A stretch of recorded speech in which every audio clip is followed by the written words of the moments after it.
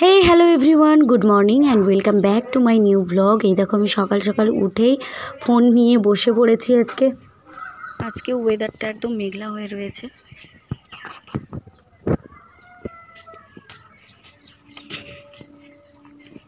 এখনও ঠাকুরের কাজ কমপ্লিট হয়নি, ওটা করতে হবে।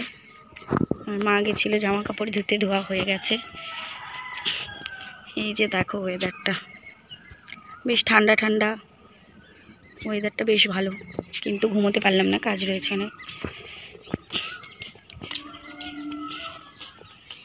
এই যে বাসন ধোয়া হয়ে গেছে, এবার ঘর পরিষ্কার করব, তারপরে ঠাকুরের কাজ। সকাল সকাল অনেক কাছাকাছি করা হয়েছে। গেঁড়ি তুলছে? হ্যাঁ, তুমি যাবে না, আসবে? ঠিক আছে। আমি স্নান করে বাইরে এসেছি, এসে দেখছি এই যে বড় বৌদি গেঁড়ি তুলছে, তো তাই একটু বড় বৌদির সঙ্গে গল্প করতে বসে গেছি। আর ঠাকুরের কাজগুলো এখনও হয়নি, করব। মোটামুটি ফুলটা তুলে এনেছি, শুধু বাকি রয়েছে ওই ঠাকুরঘর পরিষ্কার করা আর বাসনগুলো ভালো করে ধোয়া। আর বড় বৌদি এখান থেকে গেঁড়িগুলো তুলছে, কারণ আমাদের ঘাটের সামনেটাতে প্রচুর গেঁড়ি বসে থাকে সকালবেলা হলে। তারপরে এই কয়দিন ধরে বৃষ্টি টিষ্টি হয়েছে, তো তাই গেঁড়িও প্রচুর হয়েছে, তাই বড় বৌদিগুলো তুলছে বাপের বাড়ি নিয়ে যাবে বলে। আজকে মেসোমশাই আসবে, বৌদি ওখানে এগিয়ে দিয়ে যাবে। ওখানে তুলে তুলে হলো না, আবার দেখো একদম চলে গেছে অনেকটা খানিক দূরে, কারণ এখানে পাচ্ছিল না। ওখানে ঝিনুকও পেয়েছে বেশ কয়েকটা।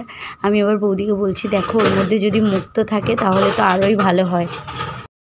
ছেলেও ঘুম থেকে উঠে পড়েছে আর আমারও পুজো করা হয়ে গেছে। মা এবার স্নান করে মন্দিরে ঢুকবে পুজো করতে, আর আমার ছেলে ঘুম থেকে উঠলেই শুধু মণিদের বাড়ি যাব আর মণিদের বাড়ি যাব।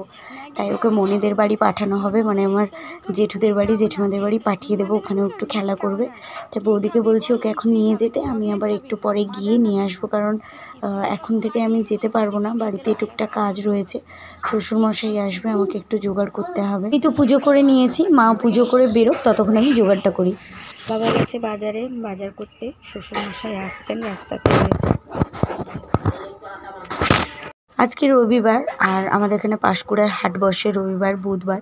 আজকে হাট একটু বেশি ভিড় হয়, কারণ ছুটির দিন, তাই বাবা একদম সকাল সকাল চলে গেছে। আর বাবাকে বলেছি শুধু মাছ নিয়ে আসতে, ভালো ভালো মাছ, কারণ শ্বশুরমশাই চিকেন বা মাটন খুব একটা পছন্দ করে না, বাট মাছটা খুব পছন্দ করে, তাই বাবা হাট থেকে এসে গেছে।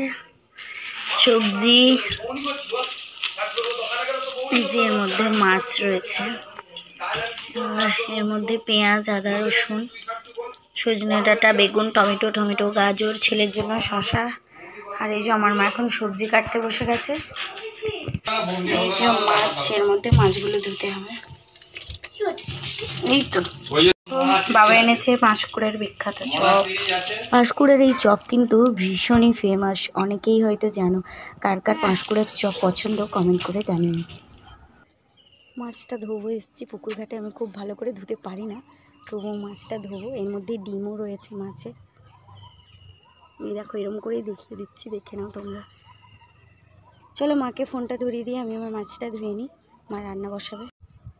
এই যে মাছটা মোটামুটি ধুয়েছি পরিষ্কার করে, এবার কলে গিয়ে ভালো করে ঘষে ঘষে ধুয়ে নেব। মা বলছে ভালোই পরিষ্কার করেছি, যাই পরিষ্কার করে নিই, তারপরে মা রান্না বসাবে। এই দেখো আমার শ্বশুরমশাই কিন্তু এসে গেছে, আর আমার ছেলে দুষ্টুমি তো সবসময় লেগেই রয়েছে, বন্ধ থাকছে না। উনি ব্যাগ থেকে যা যা এনেছেন সব বের করছেন, ব্যাগে অনেক রকমের খাবার দাবার টুকটাক জিনিসপত্র অনেক কিছু এনেছেন। সবথেকে বড় কথা, আমার জন্য একটা স্পেশাল গিফট রয়েছে। সেই গিফটটা কিন্তু আমি জানতাম না, আজকে সকালেই জানতে পেরেছি।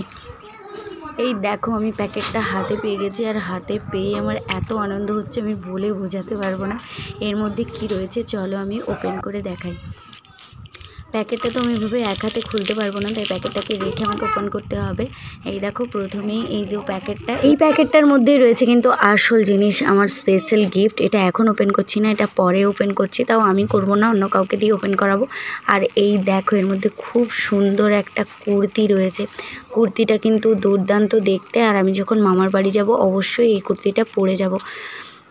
এই যে এই প্যাকেটটা এখন ভুনাকে আমি দিয়েছি, ভুনা একটা আমার ভাই, তো ওকেই দিয়েছি ওপেন করার জন্য। ওই ওপেন করছে প্যাকেটটা, আমি তো ওপেন করবো নাই বলেছি, তো ওকে দিয়ে ওপেন করাচ্ছি। ওপেন করবো না বলতে কোনো স্পেশাল কারণ নেই, এমনি ওপেন করবো না, জিনিসটা তো আমারই থাকবে। এই দেখো জিনিসটা কিন্তু বেরিয়ে গেছে, এর মধ্যে রয়েছে একটা মোবাইল। আর আমার অনেক দিনের স্বপ্ন, যেটা আমার আজকে পূরণ হতে চলেছে। আর আমি সত্যি ভাবতে পারিনি যে এটা আমি পাবো আজকে। তো এটা ওপেন করে তোমাদেরও দেখাচ্ছি, আর তোমাদের সামনেই আমি প্যাকেটটা ওপেন করছি। জিনিসটা কীরকম কী রয়েছে না রয়েছে একদম নতুন দেখো। আর এটা ভুনাকে দিয়েই ওপেনটা করাচ্ছি। দাদা প্রথমে বলেছিল, তারপরে দাদা বললো না ভুনাকেই দিই, ভুনাই ওপেনটা করো। আসলে ওর নাম ভুনা নয়, এমনি আমরা ভালোবেসে ওকে ভুনা বলে ডাকি, একটা খুব ভালো নাম রয়েছে।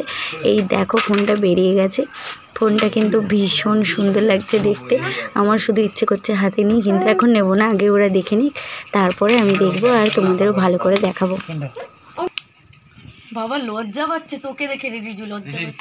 এখন কোথায় থাকিস তুই? কি করিস এখন? ফুলের কাজ।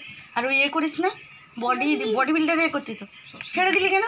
ভালোই তো বেশ করতি, পয়সা টয়সা কিচ্ছু পেতি না এখন। পয়সা পাবে এখন, লেভেলে যেতে হবে। দেখি কোনটা পড়া।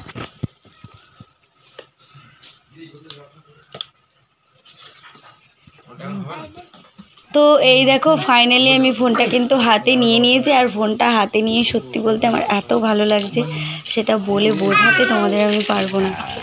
তো ফাইনালি ভুনা ফোনটা ওপেন করেই দিয়েছে, তোমাদের দেখালাম। এই দেখো ভালো করে দেখিয়ে দিই ফোনটার মডেলটা কিন্তু ভীষণই সুন্দর, ভীষণ আমার খুব খুব পছন্দ হয়েছে। আর হাজব্যান্ডকে থ্যাংক ইউ বললেও অনেকটা কম হবে। আর জানো এটা দেখে না কি সুন্দর একটা ল্যাভেন্ডার গন্ধ বেরোচ্ছে, এর পেছনের কালারটা ল্যাভেন্ডার কালার। এখানে কীরকম বোঝাচ্ছে জানি না। ও হ্যাঁ, উপরে এটা ব্যাক কভার লাগানো আছে তাই একটু ব্লু ব্লু দেখাচ্ছে, বাট এর কালারটা ল্যাভেন্ডার কালার। আর সত্যি আমি আশ্চর্য, কোনো ফোন থেকে কীরকম এত সুন্দর স্মেল বেরোয়, এটা থেকে কিন্তু বেরোচ্ছে। যাদের আছে তারা কিন্তু অবশ্যই ফোনটা সম্পর্কে জানো, আমাকেও একটু জানিও যে এই গন্ধটা কি সব দিনের জন্য, সব দিনই থাকবে, মানে যতদিন ইউজ করবো ততদিন এই গন্ধটা কি থাকবে, আমাকে একটু কমেন্ট করে জানিও যদি কারো জানা থাকে অবশ্যই। আর হ্যাঁ, আমার এই ফোনটা কেমন হয়েছে আমাকে কিন্তু কমেন্ট করে জানাতেই ভুলো না। আর সত্যি বলতে এটা আমার একটা ইচ্ছে পূরণ, এরকম ইচ্ছে অনেকেরই থেকে থাকে।